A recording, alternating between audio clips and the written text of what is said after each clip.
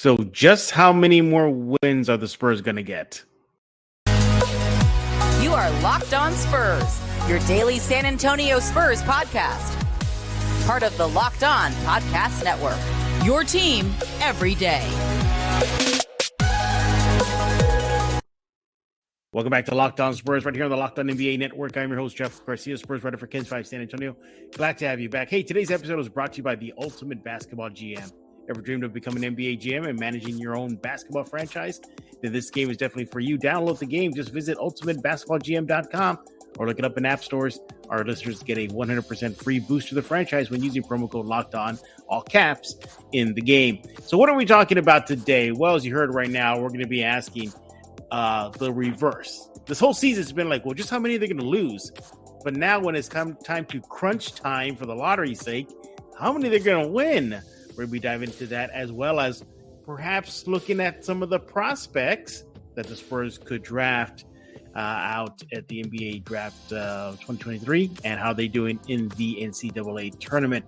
Who is helping me today? The man, the myth, the legend, the guy that you love to have on here on Locked On Spurs.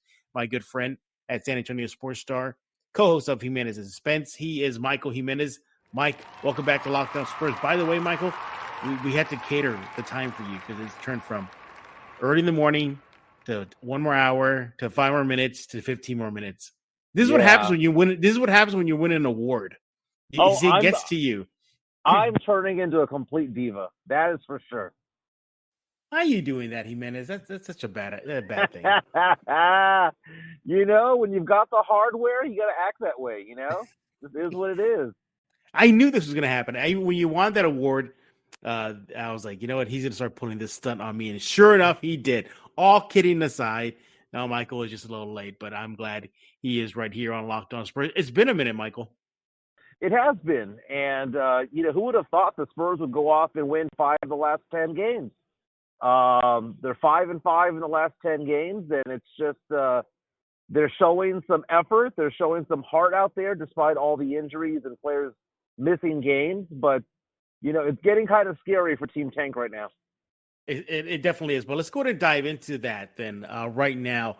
Let's look at the schedule. Now, for the bulk of the season, Jimenez, it's been, yay, how many Spurs losses are going to mount? That's been the big thing. And for the most part, majority of Spurs fans were on that side of things. Why? Because they see the big picture, a top 3 pick down the road in just a few months. But that's getting a little shaky. It may come down to the last week of the season. Charlotte lost LaMelo Ball. The Spurs have been winning, recently beating the Hawks. And yesterday they did play the Pelicans. So, we're recording this ahead of last night's game versus New Orleans. So keep that in mind. But nevertheless, Jimenez, there's not that many games left. Did the Spurs just crumple up the memo and throw it in the trash can? What happened here? No, I think that the Spurs are just excited to be playing with each other again.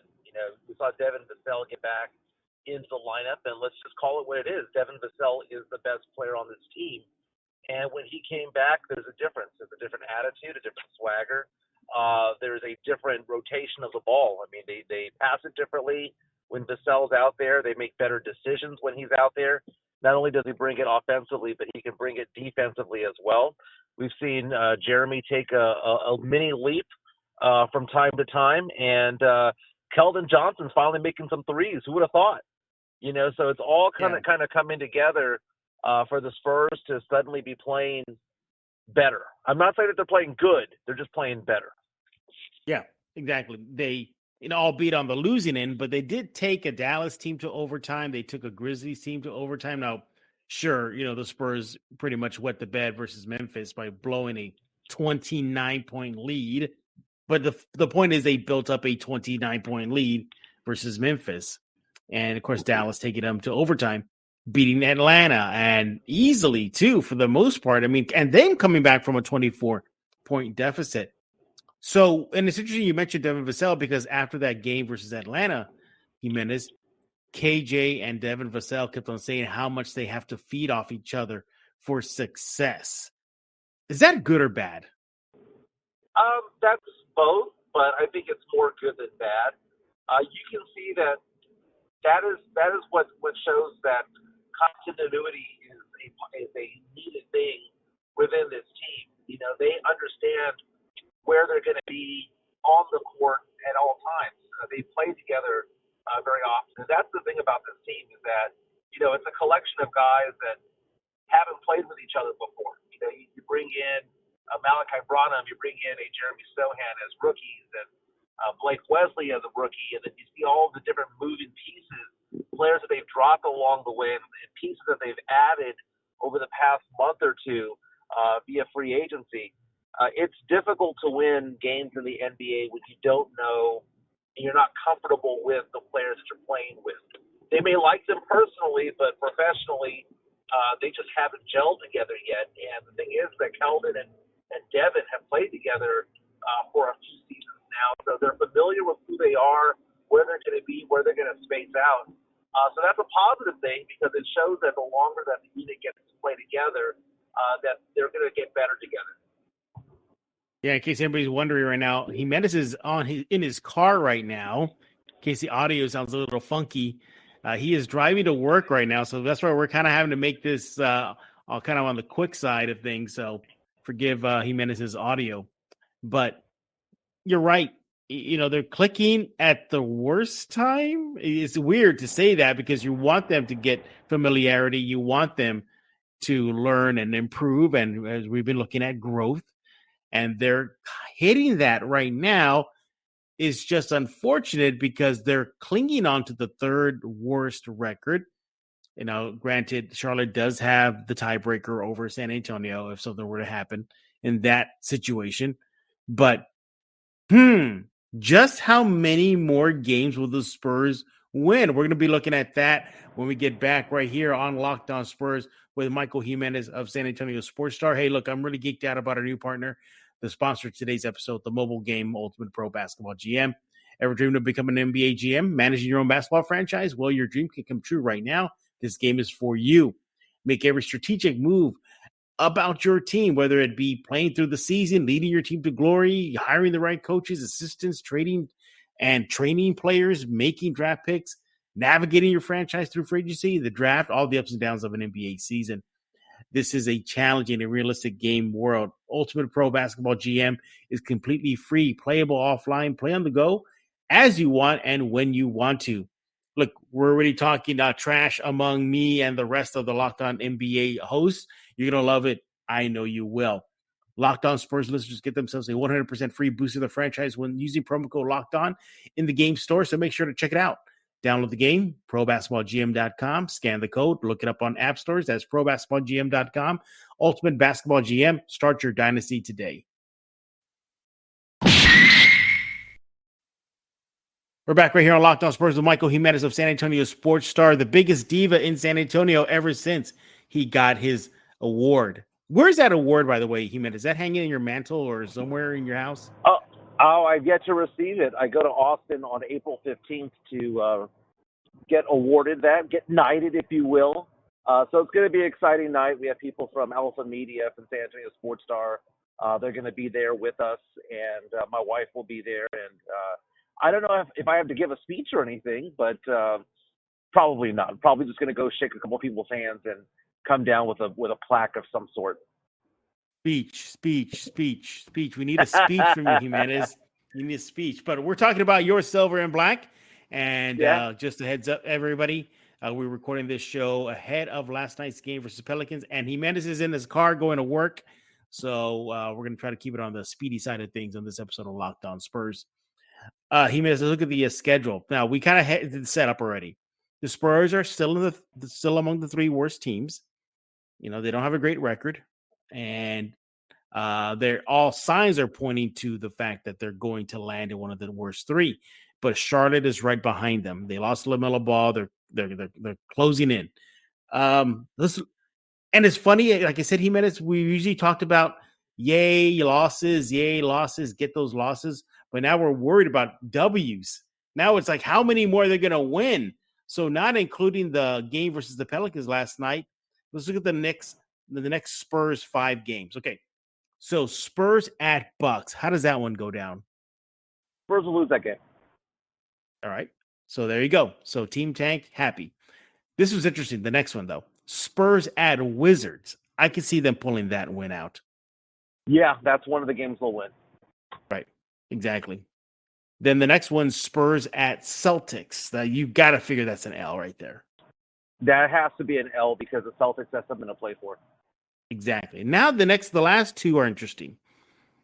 Of the next five, and it's not the whole. There's still several games after these next two games, but Jazz at Spurs. Now the Jazz are not the same Jazz we saw to start the season, and the Spurs. I think they kind of played well versus Utah. I think they may have gotten blown out once, but for the most part, they've been somewhat close. This is in San Antonio though, so at this point, Jimenez, they're already at 20 wins. Okay, is it win 21? Spurs hosting the Jazz? No, unless Jakob Poeltl's coming out of that door. No, I mean the reason why they played the Jazz so well was because Jakob was having some decent games. So no, I think the size of the Jazz is going to be too much. And then finally, in this set of 5 games, Spurs at Warriors. Now, I don't know what type of Warriors team they're going to get. Are they going to get the ones that just combust and blow up, or are they going to get the ones that are very competitive? This is a very interesting Warriors team, but the last time the Spurs and Warriors faced off, I believe it was in the Alamo Dome, where they left a crater at the throwback game because the Spurs just got walloped. I mean, they just got curb stomped. How do you see that game going down?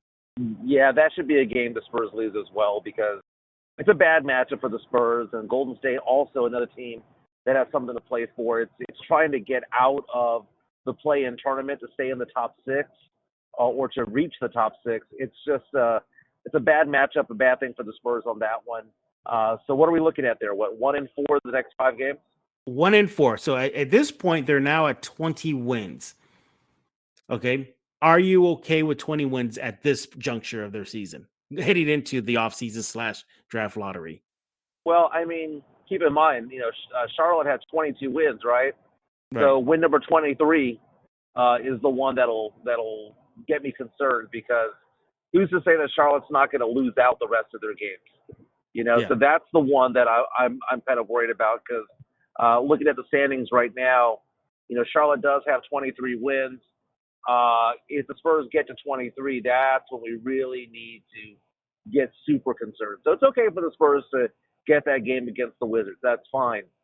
But we're also keeping an eye on the Houston Rockets as well. The Rockets, are a team that had won 3 games in a row last week.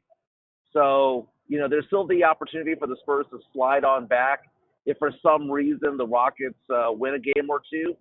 But the fact of the matter is that right now, if the Spurs finish in the bottom 3, they get the equal amount of chances that the Pistons and Rockets get to get Wemby or Scoot or whomever in the top 4. By the way, bad move on that San Antonio artist, yes or no, for creating a mural of Wemby in a Spurs uniform on the south side of San Antonio. Dude. That's just messing with the basketball gods. You don't do that. That is bad juju when it comes to that, man. Man. You don't want to do that, man. It's too early. There's an 86% chance of that not happening. What are they going to do if the Spurs get the number 2 pick or the number 3 pick? Do they just paint over it, or they just leave it there as a symbol of what could have been? When I saw that, my first thing was I started laughing. Then I started thinking of, oh no, this is not good. Don't do this, San Antonio. Don't do this. But there you go. It looks like, at least in the next 5 games, not including the Pelicans game last night, perhaps the Spurs are at 20 wins. Again, I wouldn't be surprised if right now the Spurs could probably be at 21 wins, Jimenez, versus the Pelicans. I could see them maybe getting a W against them. You don't know what Pelicans team you're going to get. You don't know. No, most definitely. But the Spurs right now, again, just stay under 23. We'll be fine. There you go. When we get back, we're going to look at the NCAA tournament. Jimenez has been watching it very, very closely. And what are some names that he would like to see the Spurs pick if they land in the top 5 slots? Right here on Locked On Spurs with Michael Jimenez of San Antonio Sports Star. Make sure to follow him on Twitter at Mike ESPN SA. I want to talk to you about FanDuel. Look, the tournament is heating up. Now's the perfect time to download FanDuel, America's #1 sports book. New customers get themselves a no-sweat first bet up to $1,000. That's bonus bets back if your first bet doesn't win. Download FanDuel Sports app right now. Safe, secure, super easy to use. You can bet on everything from the money line to point scores, threes drain. Build your own favorite NBA bets for the week. It can include, the spread, rebounds, assists, player props for the point totals. 2x3, two 3-pointers scored in the first 3 minutes. You can have a lot of fun with FanDuel. FanDuel lets you combine your bets for a chance at a bigger payout with same game parlay. Don't miss out your chance to get yourself the no sweat first bet up to $1,000 in bonus bets when you go to FanDuel.com/lockedon. That's FanDuel.com/lockedon to learn more. Make every moment more with FanDuel, an official sports betting partner of the NBA. We're back right here on Locked On Spurs with Michael Jimenez of San Antonio Sports Star. Follow him on Twitter at Mike ESPNSA. He is also the co-host of Jimenez and Spence on the Star. He'll talk about that in just a few minutes. So, Jimenez, you've been watching the NCAA tournament very closely, much more than I have. I don't think I even watched a minute yet. But I heard Brandon Miller didn't have himself a good outing. They got bounced. I've heard X, Y, and Z player are looking good. It looks like it's been kind of a mixed bag of things in the tournament. But as far as players that are catching your eye, who's been standing out for you that you wouldn't mind the Spurs drafting? Well, it's actually been a bad tournament for a lot of the top contenders for the 2023 NBA draft. A lot of people were all after Brandon Miller because Brandon Miller, in the 116 game, Brandon Miller's star for the Alabama Crimson Tide, kind of a controversial figure because of the shooting death of a young woman in Tuscaloosa in January, where he gave the gun back to a teammate. It was rightfully his teammate. Teammate gave it to another person who shot and killed a woman. Brandon Miller was in the vicinity. Never suspended. There was also another Alabama player that was there. That player was never suspended as well. So he's a very controversial figure. A lot of people think that he's a top 3 guy in the NBA draft. In fact, I saw some mock drafts in the past week or so, multiple mock drafts that had Brandon Miller number 2 over Scoot Henderson. So I found that to be very interesting. Now, Brandon Miller, because I've been singing his praises as a player over the past 3 or 4 months or so, I got on the Brandon Miller train faster than anybody else that you know of. Okay, I kept watching him play, going, "This guy is legit." Second coming to Paul George. That being said, people were all over my Twitter, going, "Ha ha! He had a terrible game. He made no buckets in the first round game against Texas A&M Corpus Christi, and then you dig deeper into it. He got hurt in the first half. He had a groin injury.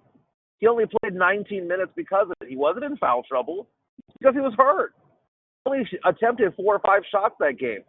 So I'm going to give him a pass for that game. Plays under 19 points, but he shot poorly. And he's coming out and saying, look, man, if I'm playing, I'm 100%. But everyone around him is saying, dude, he's a shell of himself right now. He's hurt. He doesn't have the hops that he normally does. This is a guy that likes to shoot the three, that likes to rock the rim.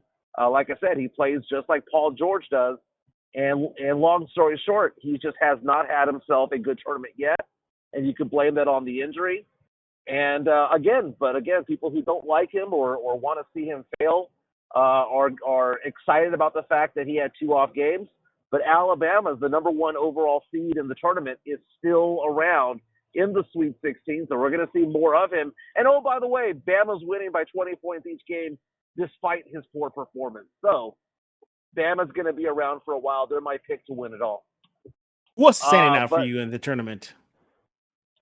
Who has stood out? No. Who else is standing out for you? Like standing out for you, individual-wise? Standing out in bad ways. It's not so much standing out in good ways.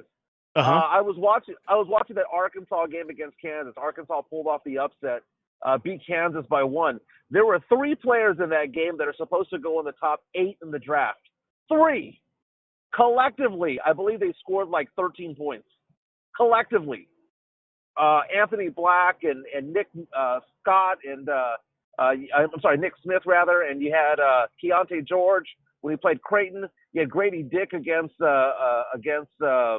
Arkansas, so you had Grady Dick, Black, and Smith playing in the same game.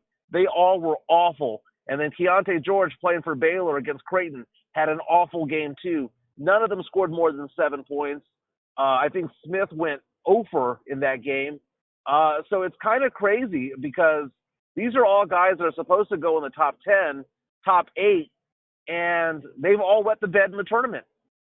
So it's been a bad tournament for those who are expected to go in the top of the draft, which makes it more crucial for the Spurs to get a top 3 pick. And it's been an awkward tournament for the top prospects out there. Do you think their play is really going to hurt their stock, or not really?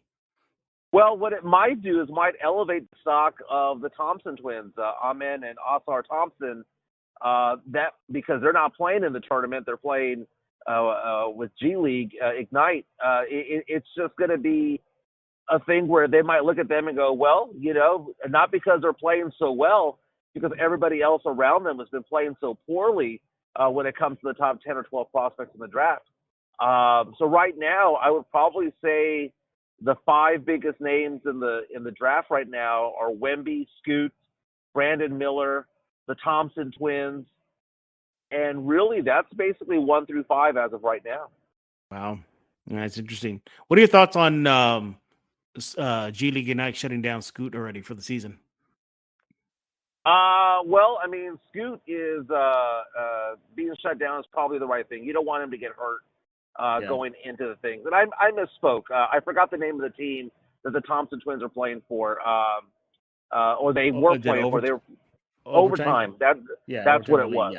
Yeah. So I see. I got them a little bit confused there, but yeah, it's overtime.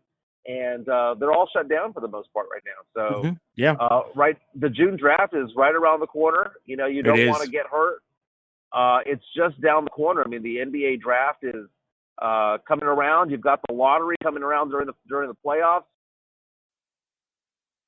I think for the Spurs too. In my opinion, I think this is money time now. You finish out the season with really good strides individually. Stay within the 3 worst records, to get one of the top picks, and you should be gold. Interesting, though, to wrap up that game versus Atlanta, Keldon and Devin kept on saying, we can't wait till Keldon and KJ and Sohan are together to get some chemistry.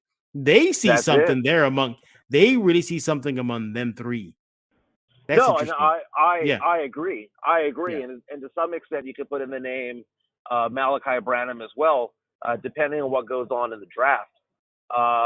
It's kind of I'm fascinated by the direction the Spurs are going to go in, and together, I know I've been part of Team Tank for so long, but to see these wins, to see Devin Vassell show some heart, to see Keldon Johnson knock down some threes finally.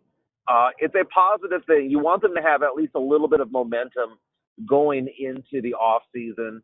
But a lot of it's going to depend on this draft and to the direction the team's going to go in. And I think that's the reason why the Jeremy Sohan pick last season was perfect. And I'm not saying that it was perfect because they thought this out this way. I just think that they lucked into this in a way where Jeremy Sohan is versatile enough to be able to play multiple positions. And because of that, he's going to be in the lineup regardless of who they draft, whether it's Wemby or Scoot or Brandon Miller or one of the Thompson twins. Sohan is so versatile where he can play point forward, he can play small, he can play big, that he's going to be able to play regardless of who the Spurs draft. And that's a very, very positive thing because I don't think the same can be said about any other Spurs player right now, because if the Spurs get Brandon Miller, for example, he's going to take his spot. He's going to take the number 4 spot on the lineup. If the Spurs get Scoot Henderson, well, that is your point guard. If the Spurs get, Wemby, well, he's going to be whatever Wemby is going to be. Yeah, exactly. Sohan is so fluid in the positions that he can play that it turns out that he was the perfect pick from 2022 simply because of his ability to adapt on the court. Absolutely. He is Michael Jimenez of San Antonio Sports Star. Make sure to follow him on Twitter at MikeESPNSA. Jimenez, anything else to say, Jimenez? Anything else? Oh, are apologies Anything in else? order? Are apologies in order? Oh, okay.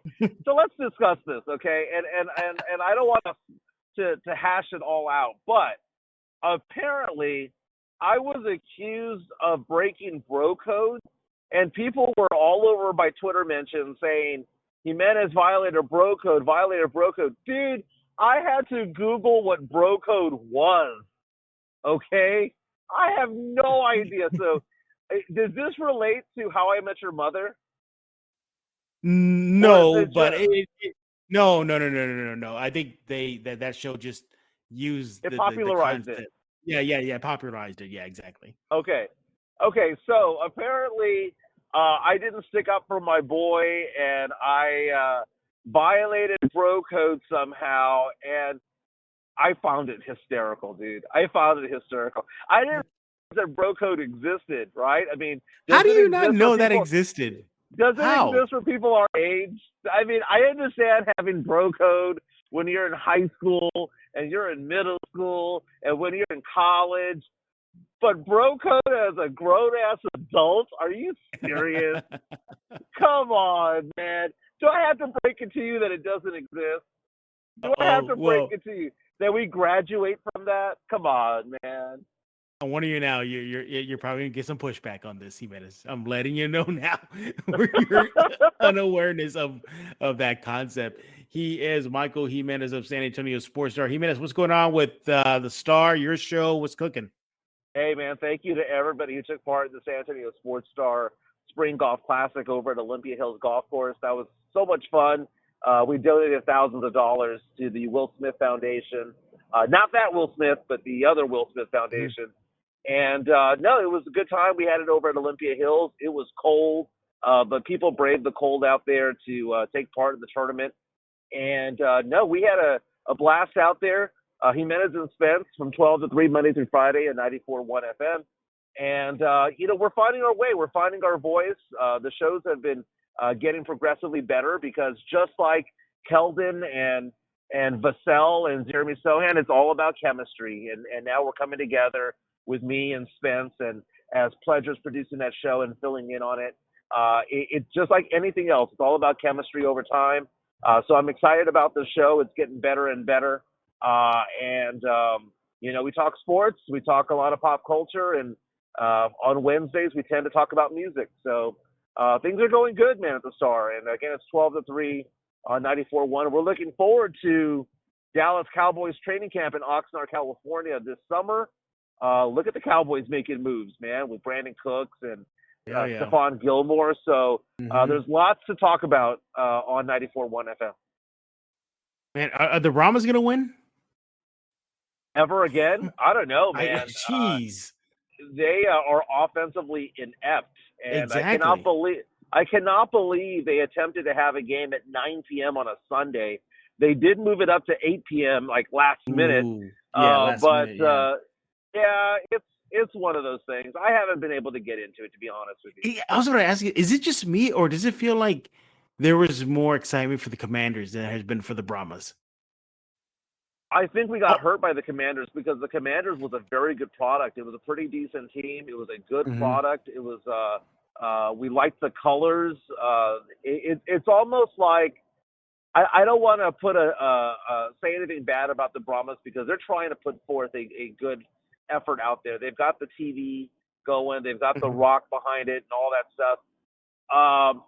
But I wonder if San Antonio has amateur football fatigue. But it's just one of those things where they have to show consistency that they're going to be here year in and year out. And if they can do that, then, I think the city of San Antonio would wrap its arms around any franchise as long as they have San Antonio in front of it. I mean, we wrapped our arms around the Commanders and in hockey, the Iguanas and the Dragons and to some extent the San Antonio Missions now, who might be getting a new stadium soon. It's San Antonio is thirsty for sports, but You know, the loyalty has to come from both directions. And I'm in a wait-and-see mode when it comes to it. If you want to be honest, the one football team that I love in San Antonio that we need to wrap our arms around even more is the UTSA Roadrunners.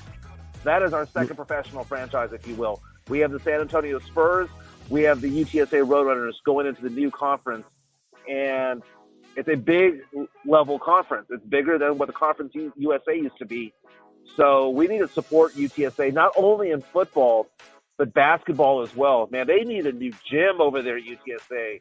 There are high schools in San Antonio that play in better gyms than what UTSA basketball plays in right now. So Absolutely. I would wrap our arms around the Roadrunners because they're not going anywhere, and they're only getting better and better. And Jimenez covers all that and more on his show, Jimenez and Spence, over at San Antonio Sports Star. Thanks for making Locked On Spurs your first listen each and every day. Free and available wherever you get podcasts. And second listen, check out Locked On Game to Game.